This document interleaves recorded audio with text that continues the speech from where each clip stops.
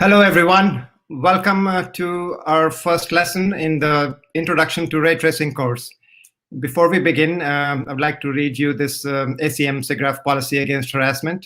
So this live stream is moderated by Acm Siggraph, and we ask that all comments stay respectful of others and respect Acm's policy against harassment. This means exercise consideration and respect in your speech and actions, and refrain from demeaning and discriminatory or harassing behavior and speech. And please be mindful of your fellow participants and be excellent to each other. All right, so having said that, let's begin. I hope you can all see me and the slides that I am sharing. So we are going to be talking about ray tracing. This is going to be an introductory course. And this course is made possible through Acm Siggraph Frontiers program, with Paul Jeremias as the SIGGRAPH chair. He's also the co-author of Shader Toy that we'll be using for this course. And Thomas, who's the Frontiers program chair, who's put together this fantastic program for us. And Alex Bryant managing all the student volunteers. Tim Hendrickson behind the scenes and doing all the digital stuff that we need to make this presentation happen. And also behind the scenes, student volunteers who are helping moderate this session. Big thank you to all of them, and let's begin. So as I said, we are going to be talking about ray tracing, again, an introductory course for if you have no experience in ray tracing, you're intimidated by the math behind it. This course is for you, and we'll be writing a simple ray tracer from scratch and see what the principles are behind ray tracing, and cover a lot of material through the seven class course. So today specifically, I will introduce the course as I did before, and we'll have a guest, Peter Shirley. We'll talk to him a little bit about his experience teaching and doing ray tracing for almost 35 years now. And we'll go over the basics of ray tracing, how does the camera work, what are the properties of lights and material, and we'll do some hands-on programming in Shader Toy. And the general outline for the course is that we'll do the introduction today, some simple model and sampling. We'll talk about rays and intersection, scenes, and recursion. So as we go along, we'll keep building our ray tracer step by step. And finally, we come to materials and important sampling, lights.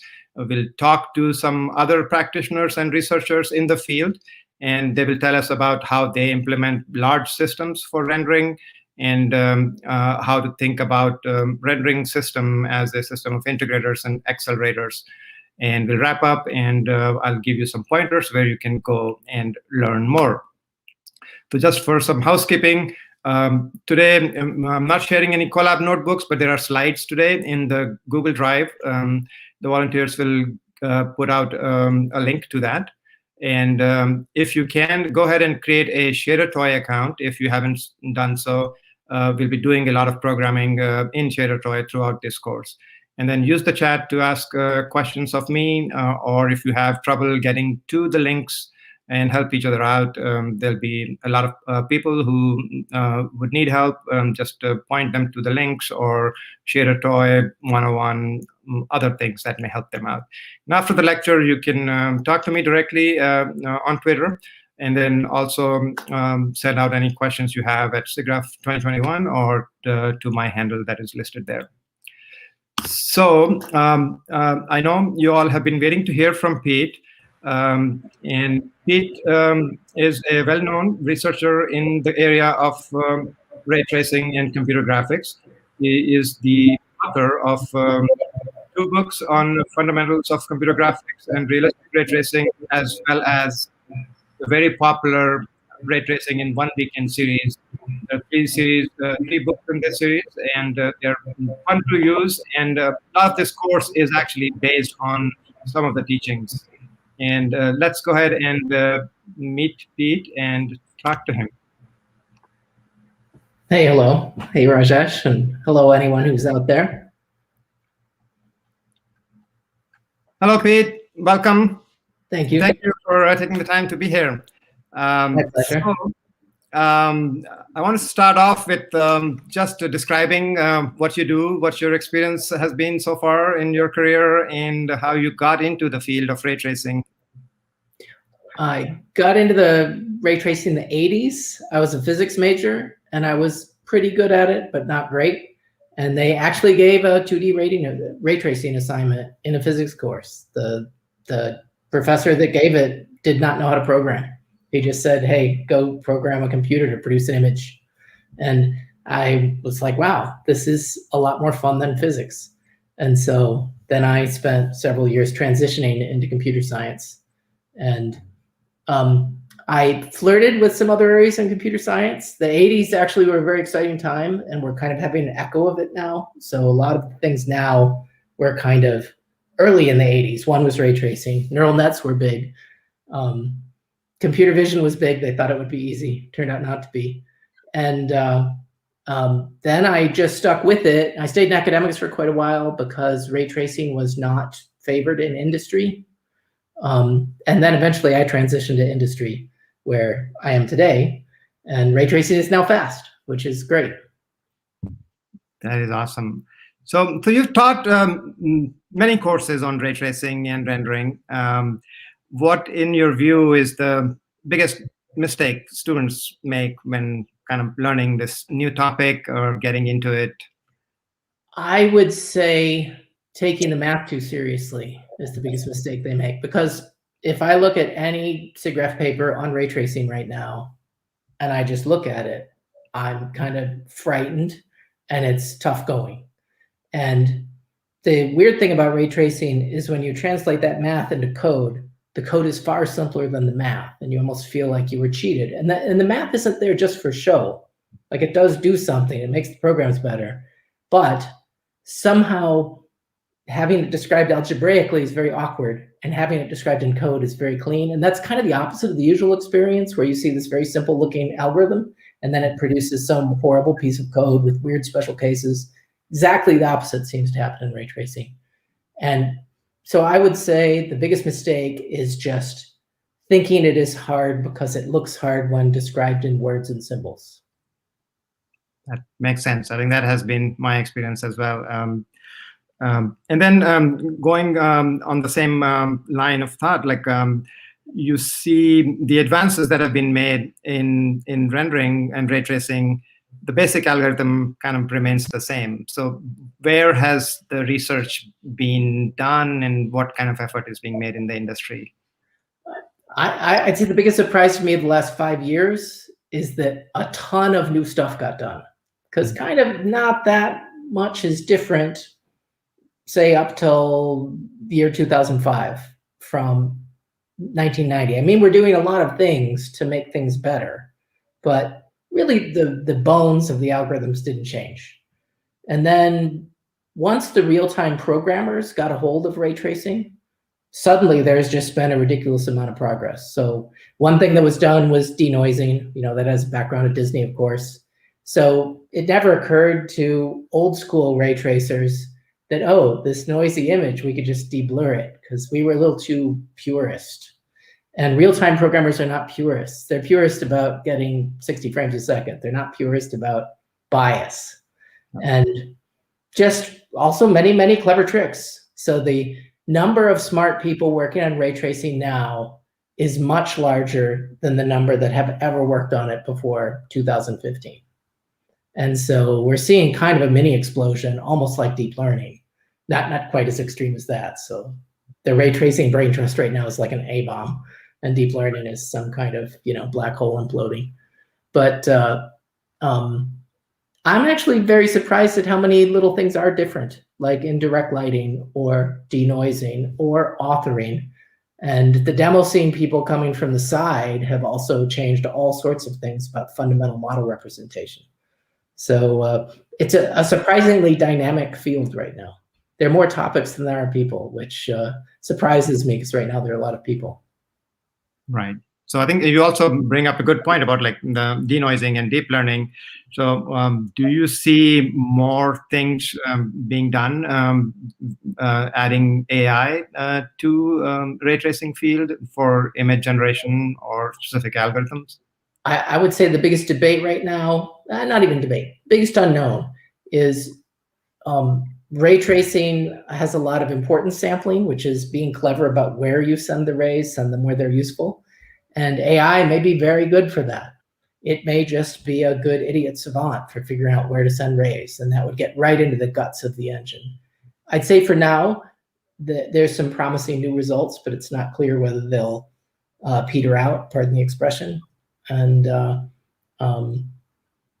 kind of think that AI will do importance sampling. That's my prediction. Is AI seems to do anything you think it might be able to do, and I think it might be able to do importance sampling. Therefore, by induction, it will. Right.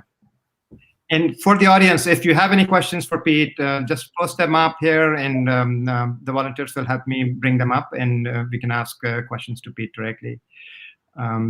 So you've also been at the forefront of helping make ray tracing real time, and that's been like a big step for adoption in games, and then also from the recent advances with the RTX and ray tracing in the hardware.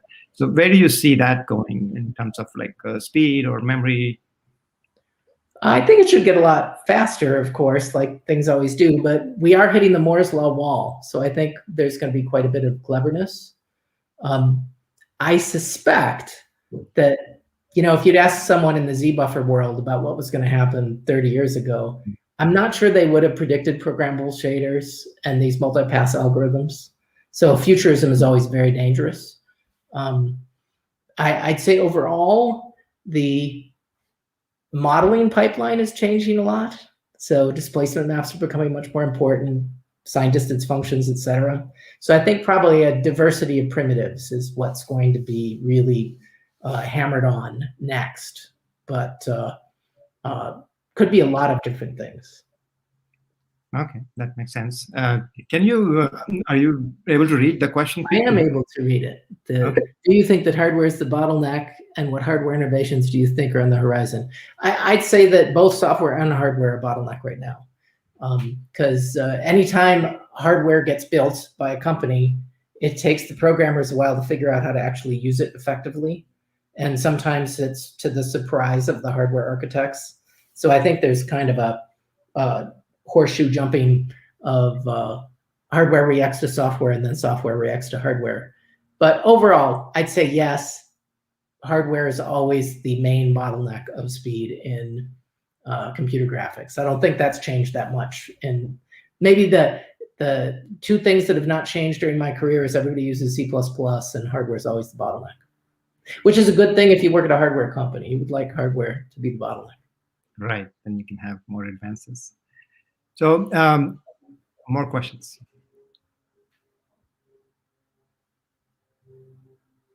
With the explosion of RTR, or real-time ray tracing, how does somebody get on this plane that took off a long time ago and that is accelerating in speed?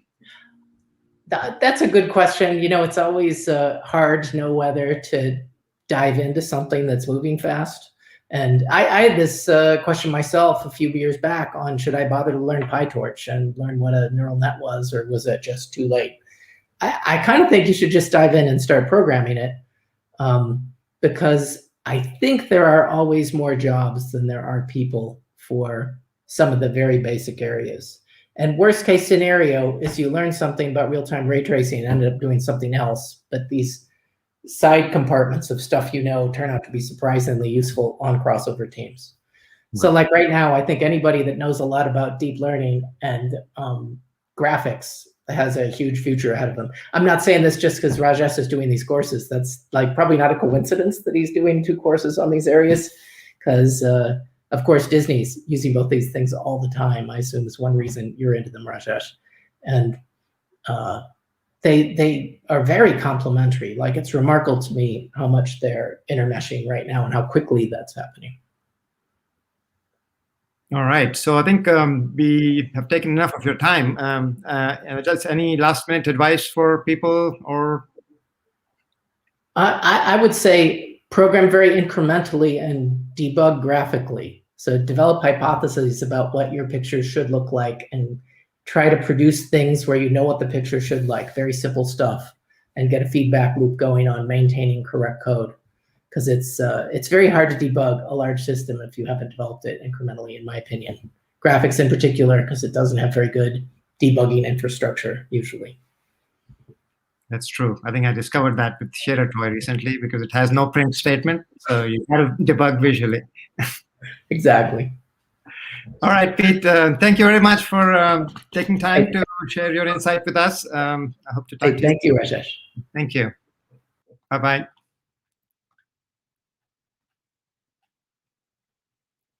All right, so that was Pete. I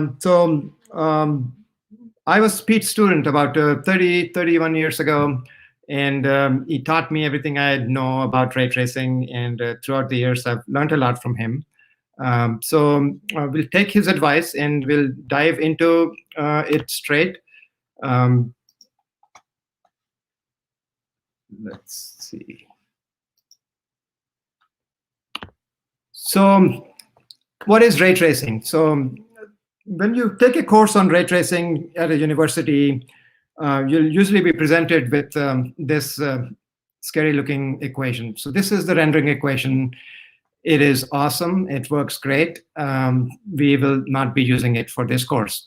We'll build an intuition around what rendering is, what ray tracing is, how images are formed, and we'll arrive at this equation or an implementation of it, but not kind of follow and try to solve this equation and derive it. So we leave that for mathematicians and researchers. What we will do is we'll build things up incrementally, like Pete said, and try to understand more experimentally what ray tracing is and how it works. So let's move on to get an idea. So this is an image of my kitchen. It's a nice, clean-looking kitchen. Ignore the all the clutter in the back. So what I want you to try to understand and think about is how is an image formed? How do objects react to light, and what you notice in a scene? So you can take a look around in your own room, wherever you are. Just look at things. So let's focus on this a little bit. This particular image, you can see that there are different kinds of objects. There are properties of these objects, specifically these lights. They have this nice chrome that is shiny. On the other hand, if you look at the chairs, they have cloth on them, and they're kind of diffuse and not shiny at all. And same thing with the mat, the green mat that is here. It's pretty dull. It's not shiny or reflective at all. In between somewhere is the marble top, which is shiny. I cleaned it pretty well. You can see the chrome of the faucet being reflected in here. And then you can try to see other different kinds of materials. There is the wall itself, which is pretty diffuse. Usually most walls are painted like that to be diffuse and not to be shiny. There is the cabinet that is made of wood, and there is the hood that is also shiny and metallic. If you look at the microwave, it's almost mirror-like. You can see a tree being reflected here. This, again, is the property of this mirror object that is on top of the door. And you can also try to then figure out, like, where is the light coming from? So if there is this big reflection here, which means there is some window here that is putting out light that is being reflected in there. And then similarly, you can try to figure out that these 2 points on this, they are probably some ceiling lights that are, you can see partially here, that are shining up upon from the top, and the light is being reflected. There are not many shadows here because this is daytime and everything is pretty well lit. There are some shadows here that you can see, and you can try to guess the direction of the light that is causing these shadows. So just get in the habit of just examining a scene, examining objects. Some things are happening because of the properties of the objects themselves, like the cloth is a certain kind of object which has some reflective properties. The metal is a certain kind of object that has some reflective properties. So just thinking about lights and how they interact with objects and form an image, And that's like the first step towards like figuring out like how do we program this phenomenon of making an image. So basically, the light that comes in, it interacts with materials. There are other lights in the scene, artificial lights and sunlight. All the light is coming in, some electromagnetic radiation. We treat them as rays, and they come and fall on the objects, interact with the objects, and then bounce off. And one thing you'll notice that what an image looks like depends on the location of the object, which is obvious, and the location of the lights, which is also obvious. Which is not very obvious sometimes is it also depends on the angle at which you are viewing. So there are these three things that affect how an image looks. So if you were to move your head a little bit, the image that is formed changes in obvious ways because you see different things. But if you look at a particular object, the way light shines on it also changes. So one more thing to notice is that you don't see the window in this picture, but you see the effect of it. So the image that is being cast off the tree on the right side in the microwave door, you don't see that window, but it is having an effect. So what you see is what is in front of you, but it may be affected by things that are not directly visible. So there are a few points to keep in mind as we go along. They'll have more meaning when we go into things. So and just to show you an example, like if you can see this object, like I'm holding this in my hand. It's let me see myself. So this object here, left, right. So it's basically a fabric ball. It's not very shiny. It's kind of diffuse, and I have a light in the back which is shining on it. So it kind of becomes nice and bright, but it's not reflecting anything. And I can dim the light, and you can see the little bit of change in the lighting as well. And as I change the angle, if I hide it, and it becomes a little bit different in color, but it's all based on what light is falling on it, what angle I'm viewing it at, and where it is located. So just a few of the points to keep in mind, observing just an image that is formed around us. So if we look back, look a little bit more deep into this. So this image is captured from a very nice video we did a few years ago about just explaining what path tracing is. So I'll take some excerpts from it and use it here to describe to you. So imagine this is a scene that is that's formed, and if we want to recreate this scene, we want to trace all the light that is coming in. So if we imagine that sun in this image is the light source, then what you can think of it as that all the light that is coming in is in form of these rays. So the rays of light hit an object, bounce away, and they hit something else, and so on and so forth. So ultimately, we want to be able to capture all this and recreate the scene. But as you can see, the light is going off in all directions from all objects. So this is just a very small fraction of the light that is being shown with these yellow rays. But in reality, it's the light is everywhere. So it's bouncing off of things in different directions, even in directions that you will never see. So so this gets hard to simulate, because how are you going to simulate so many rays? So one trick we use is instead of looking at the light source and then tracing all the rays from the light, we do the reverse. We are only interested in rays that reach our eyes or the camera. So what we can do is to optimize this, instead of tracing rays from the light source, we trace it from the camera or the eye in case. So those are the green rays. So that way we can eliminate all the red rays because they never reach the eye. They're of no consequence to us. We can ignore them. So that kind of is a big optimization that we can use. So that's what we'll be doing. We'll be tracing rays from the camera or the eye and then into the scene, and tracing as many rays as possible to capture all the light in the scene and that we can. So I'm going to pause here and wait for questions, see if I'm going a little bit fast or slow. If you are clear on the material that we've covered so far, you can post your questions, and I'll try to answer them. Wait for a couple of minutes, drink some coffee maybe.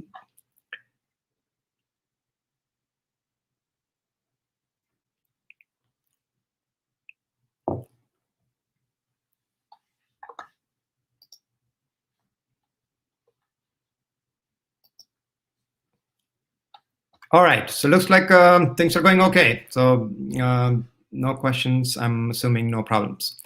So let's keep moving on.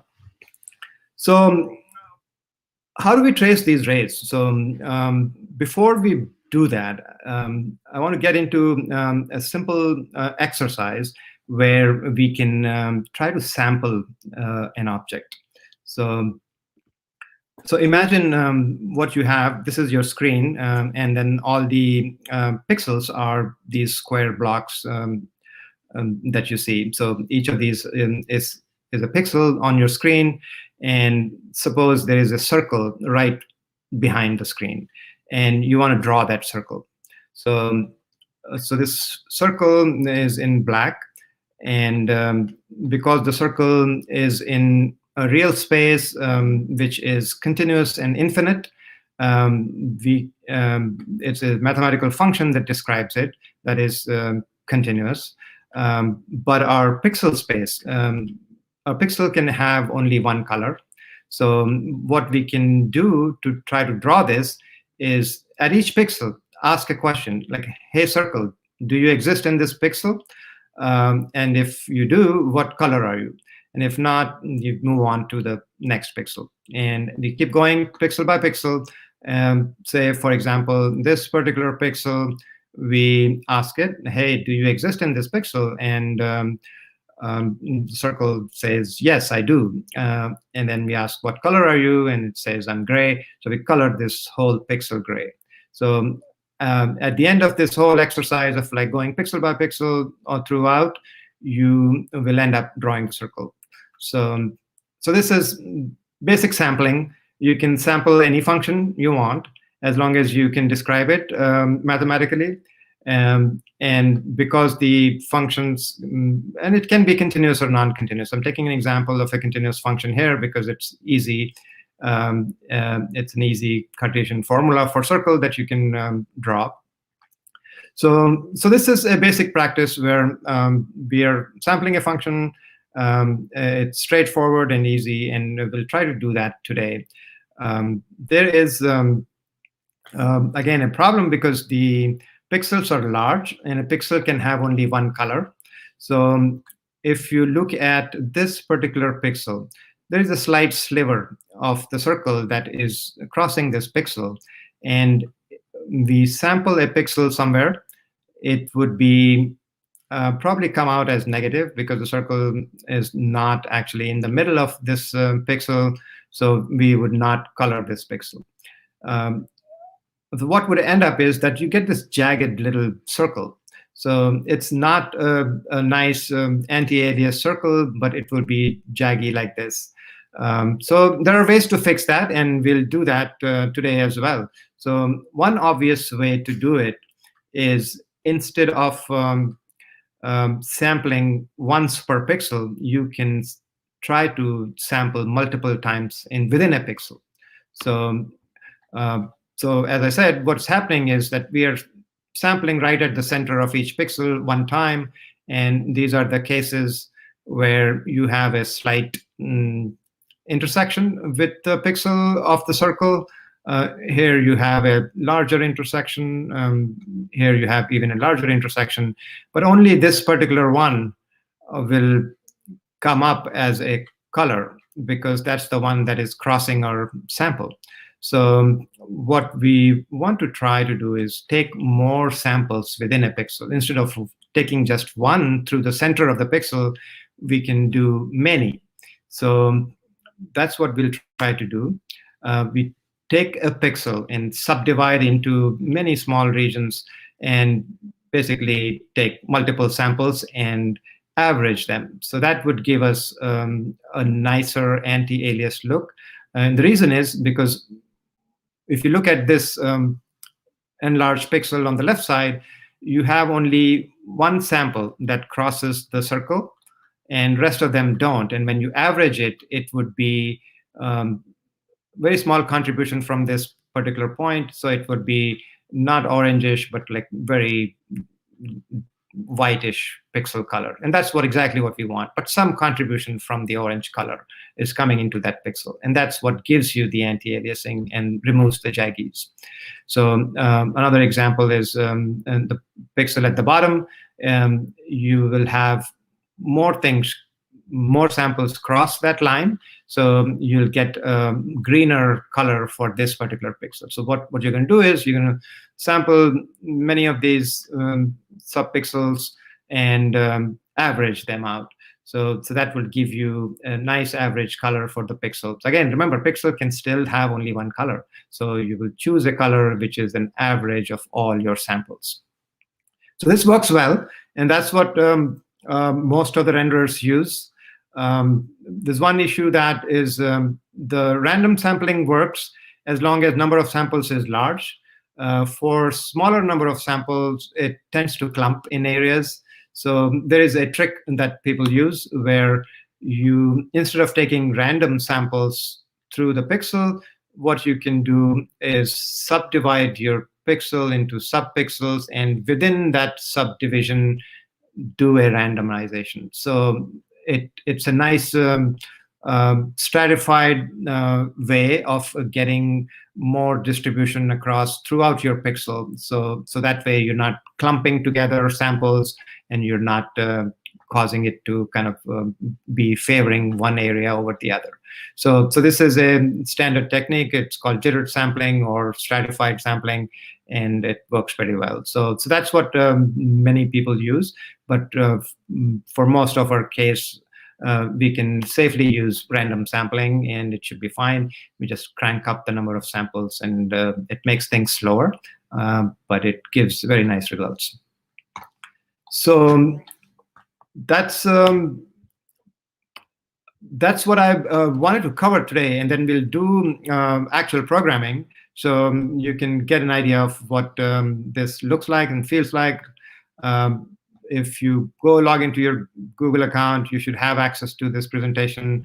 There is a shader toy that I made that you can bring up in your account of shader toy, and then fork a copy. So please don't modify the original.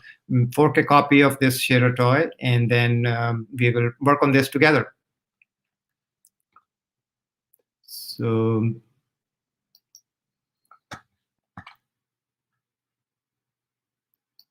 you can go back here, and I am going to share the different tab.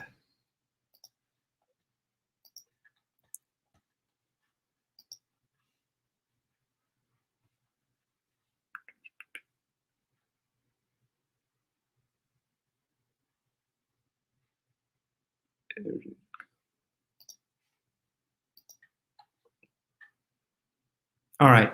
So hopefully you got a chance to play with the shader toy before this class. If not, I'll cover the basics here.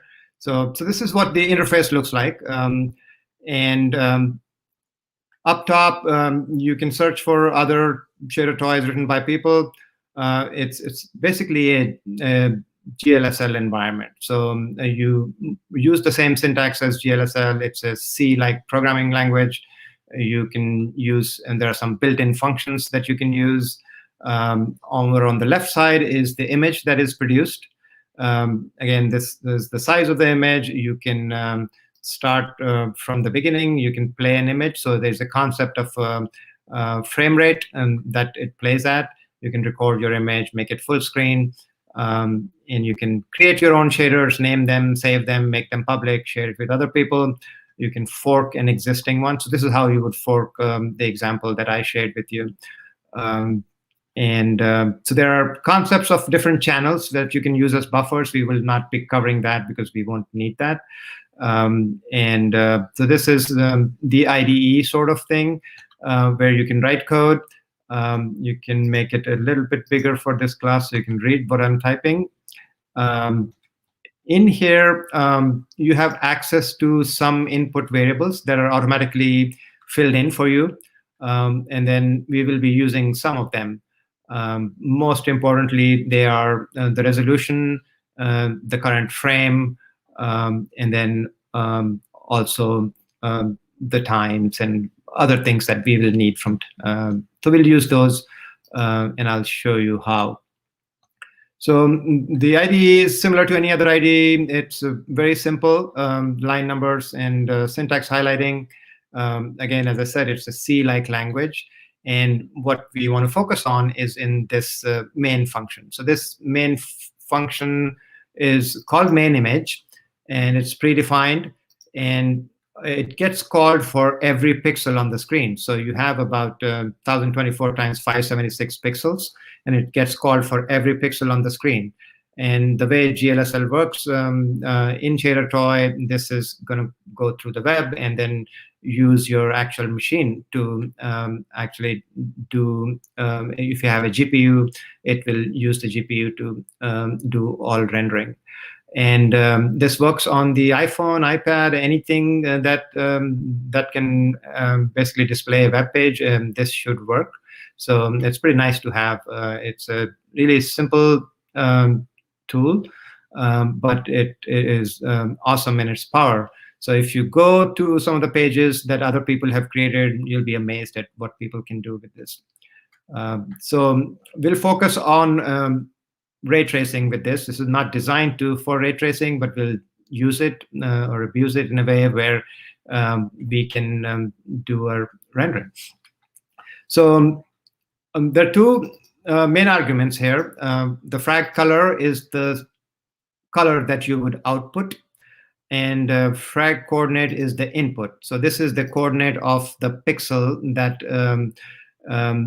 that it is asking you to give color for. So basically, you're providing color for the given pixel. So that's all there is in this function.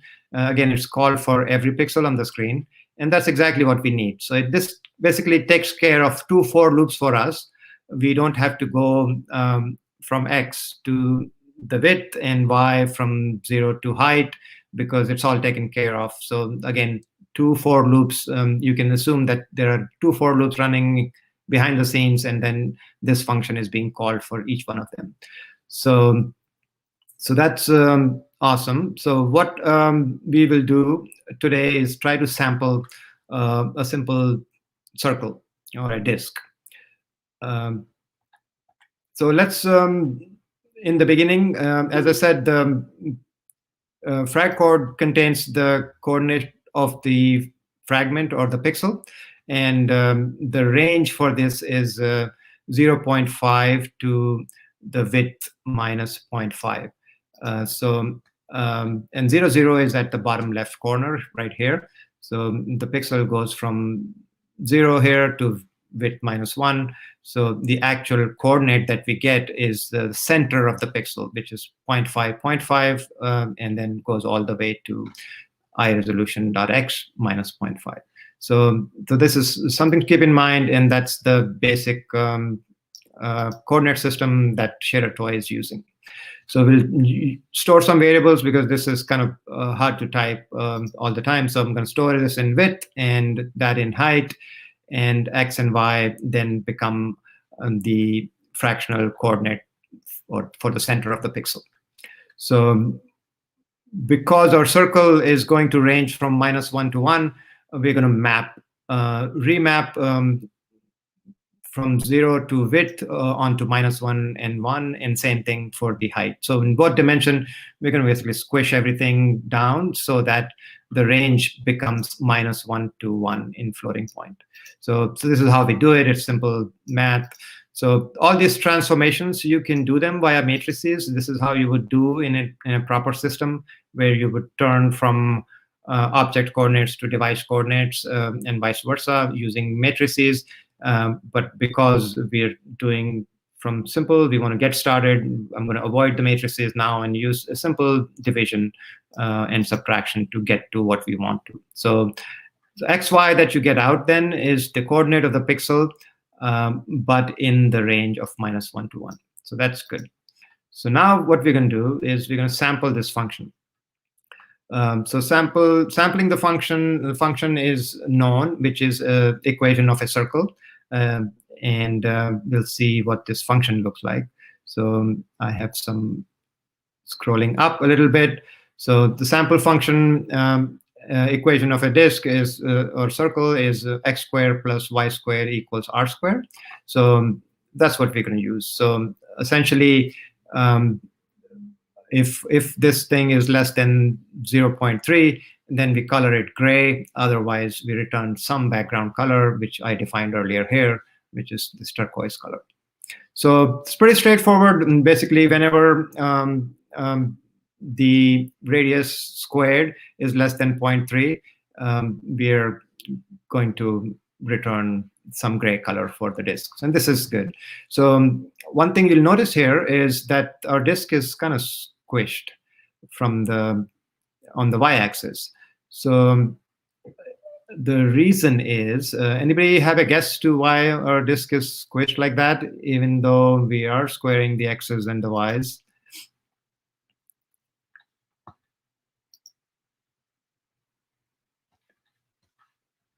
All right, so the reason it is squished like that is because of the aspect ratio, right? So this is not a square.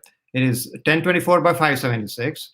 And what we had here was we map everything into from -1 to 1.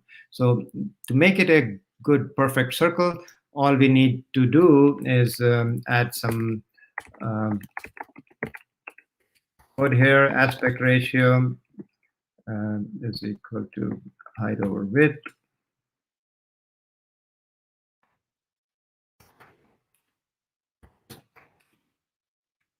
We can play a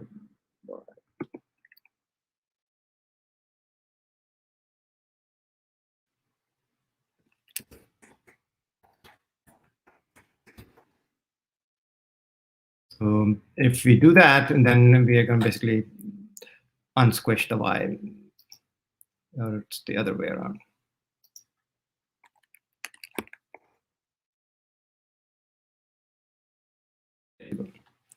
So now we have a perfect circle. So if you look at that, we'll make it a little bigger.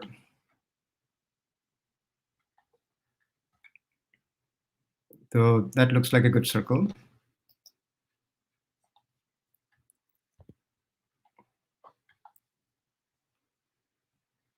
And that's about it. So that's how you sample a function.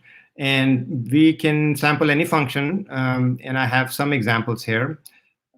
So what we'll do is we'll start commenting out some stuff and uncommenting the other equations. It's very similar. There is some equation in y and x that we are plotting. This is a sine wave. As you can see, because we are sampling one sample per pixel, we are missing out on some of the details of this. So there's not enough anti-aliasing going on, and we'll fix that soon enough. And then some other examples of functions.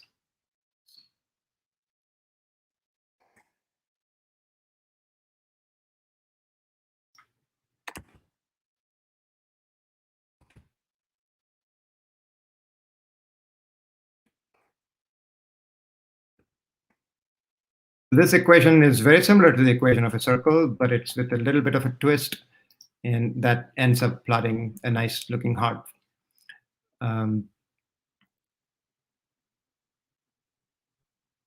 So that's the basic. There's yet another function that I'm going to leave it commented. You can try it after the class, and then I encourage you to kind of try out more functions.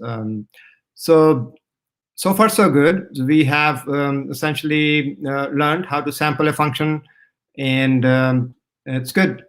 So let's now try to fix some of the aliasing artifacts by doing multiple samples per pixel. So as you can see right here, we are like basically sampling it once.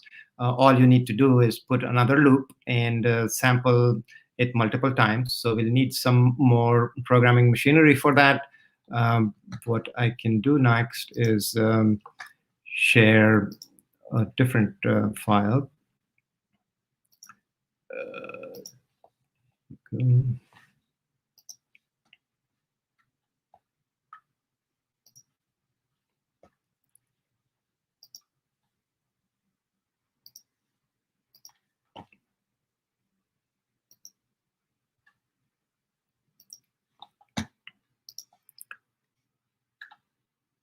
So for some of the machinery that we'll need is some kind of a random function, because if we want to generate random things, we'll need a random function. So this, you can take it, it's a very simple pseudo-random function. There are no true random functions available inside GLSL, so we have to write our own. So this is kind of a pseudo-random function. It will give you a value between 0 and 1, and that's all we need. So the rest of the program kind of remains the same. Now because we are using multiple samples per pixel, we'll define some integer, which is 1 here. And extra thing that you would see in this part of the code is that we now have a loop. So all we're doing is when we get the x coordinate, we are going to add a random number to it. So this random number is between 0 and 1. And because the center of the pixel is at 0.5, 0.5, we're going to subtract 0.5 from that. So this would basically add a random 0.5 from the center of the pixel, or a random number that is from the center of the pixel. So both in x and the y direction. So essentially, you're getting not the center of the pixel, but some random distance away from the center of the pixel. And each time you call it, you get a different random number, hopefully, and then you get different samples. So you're going to go into this loop, and the rest of the function is exactly the same. And you're going to start adding up all the samples. So this line is different from last time. Instead of just saving that sample, we are keep adding the sample within the loop. So if you have 15 samples, you'll have 15 of these added up, and ultimately we'll divide all these up by the number of samples. So you'll get the average color of the pixel. So let's try to run this. So I compile it here with the compile, and then you can run it with run. So you don't see a difference here because our number of samples is still 1. So I can change that to, let's go crazy and set 100. Again, sometimes you may not be able to see the difference. If you enlarge this, you'll see the edges of this. They're anti-aliased, very smooth, because of slight little gray in that that you have now for averaging the pixel color. So this is how you do anti-aliasing by using a large number of samples per pixel. I think this will be more obvious if we use the sine wave instead. So let's try that.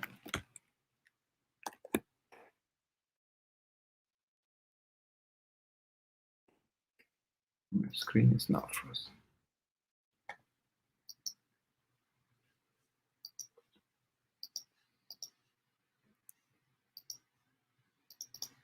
Oh.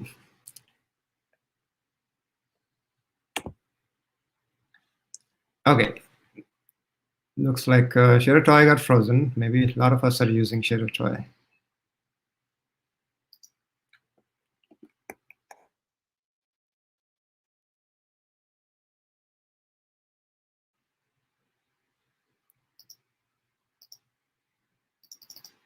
Okay, this is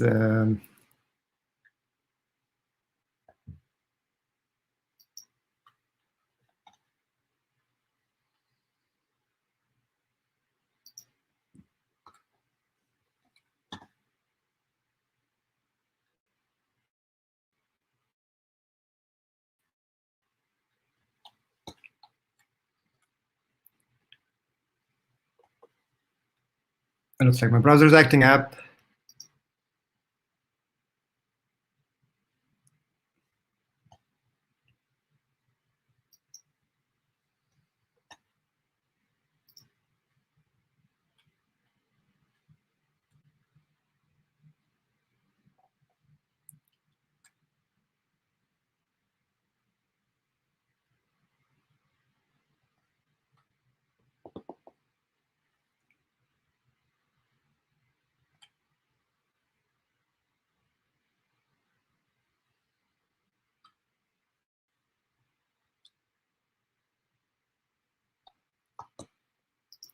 So maybe because we're running it, if I stop this,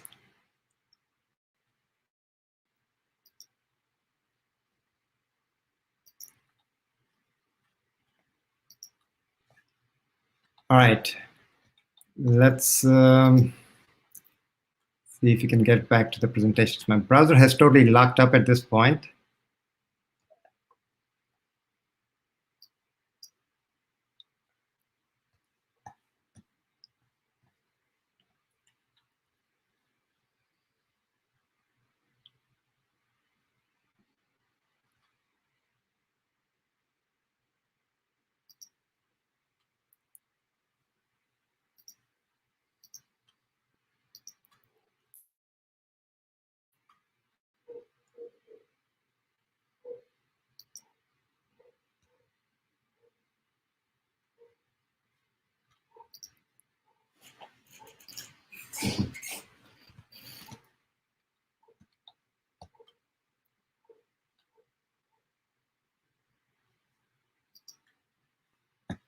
Can you still hear me?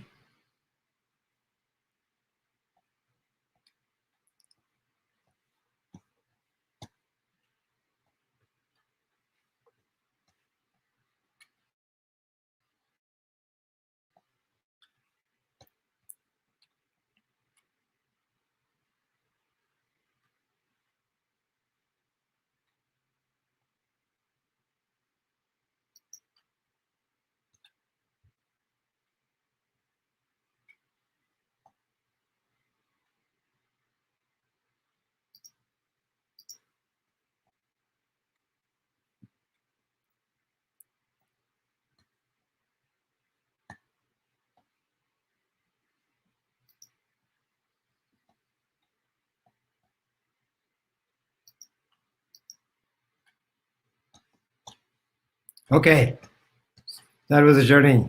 So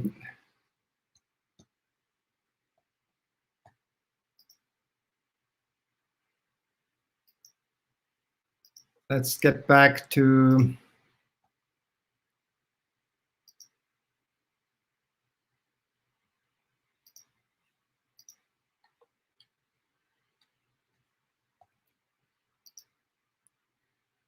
okay, sorry about that. So I think we had too many sessions of Share a Toy running, and it locked up my GPU.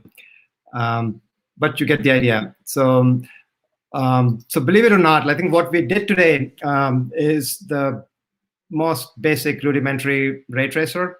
What we did essentially was a parallel projection of a function onto the screen, which is like tracing rays. We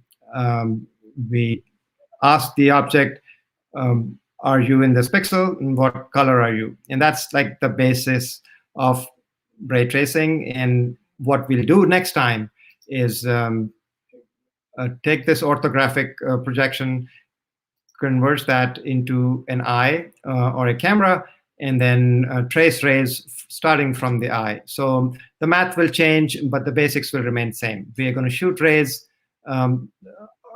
Today, we shot rays in parallel, essentially, hitting the circle or the heart or the sine wave.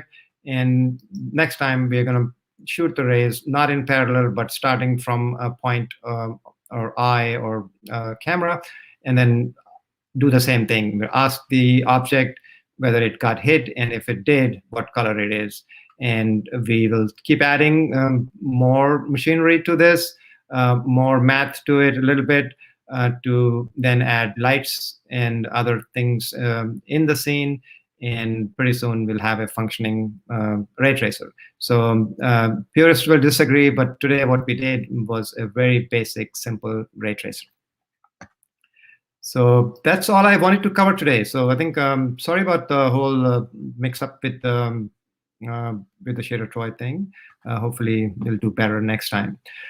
So next class, as I said, we'll cover rays, and we'll cover the intersection of rays and spheres. And we'll have some homework for you. So you can go ahead and uncomment that the Klein bottle example that I had and see how that works. And then also try some more functions. And you can take any function, really, and even 3D surfaces, and then just get rid of the Z part, and then try to plot them. So next time we will expand everything into the third dimension, have rays and spheres and intersection. And we'll also have Turner Whitted, who's one of the fathers of ray tracing. He'll be our guest next time. And in the meantime, if you have any questions, post them here or talk to me on Twitter.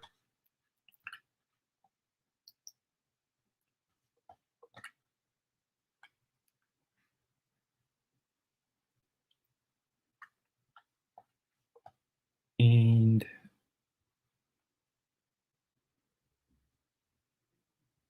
questions, comments?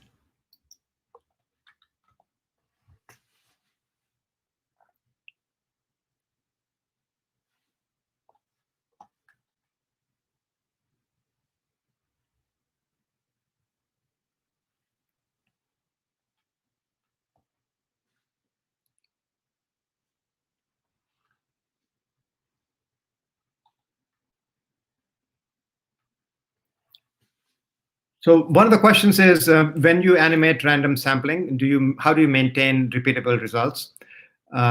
So if you do enough of the random sampling, you will get an average result, and that's what you essentially get. So you can't guarantee. If you have a seeded random number generator, you can try to provide the same seed and try to get the same random numbers for repeating. But ultimately, I think if you have enough samples, the average color should be good enough.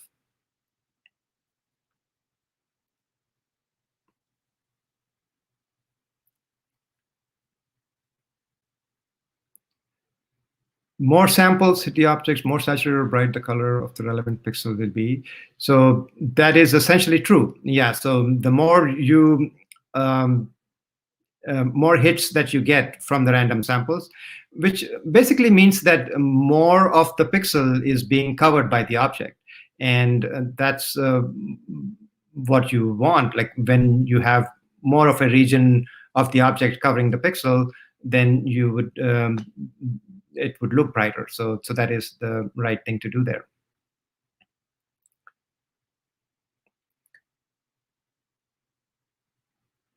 How do you debug these kinds of shaders? So exactly. So I think that's the hard part of writing shaders, is that you debug them visually. So when things go wrong, and sometimes it's hard to figure out what went wrong. So what you can do is have some basic shaders that essentially take a grid, like a checkerboard pattern, and then put it on to the object. And so that's your basic debugging technique, where you have these markers in your texture that you can kind of locate and correspond to together. So it's sometimes gets harder to debug something in GLSL because there are no print statements, there is no breakpoint.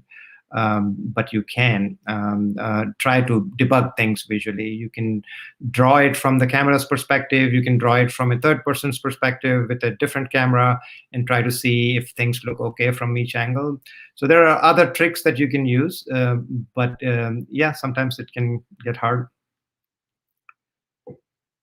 So the code is not in the drive. The code is in the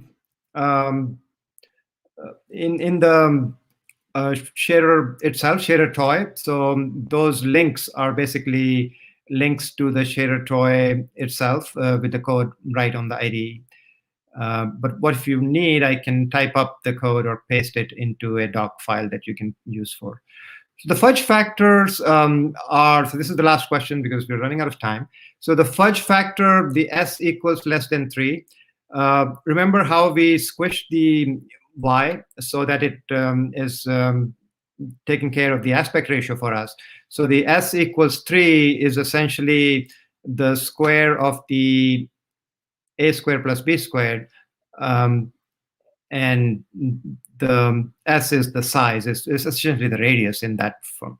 And then when you have s less than 0.01, that's essentially the floating point. You want to take care of that because the curve is going to be continuous and it can take in very small numbers, really. So you will miss out on any sampling at all, because if you have it like extremely thin real sine curve, that you're never going to be able to sample it. So the s equals like less than 0.01 makes it a little bit thick. So you can increase it and see the difference. So you can make the line thicker and it will get thicker. It won't get rid of the anti-aliasing with one sample, but it will at least make it more visible. If the fewer samples you use, the thicker is the line you need to see anything at all. All right, so this brings us to the end. So next time, again, we'll have Turner Whitted the guest, and we'll do intersections, and we'll progress our ray tracer forward. All right, thank you for attending.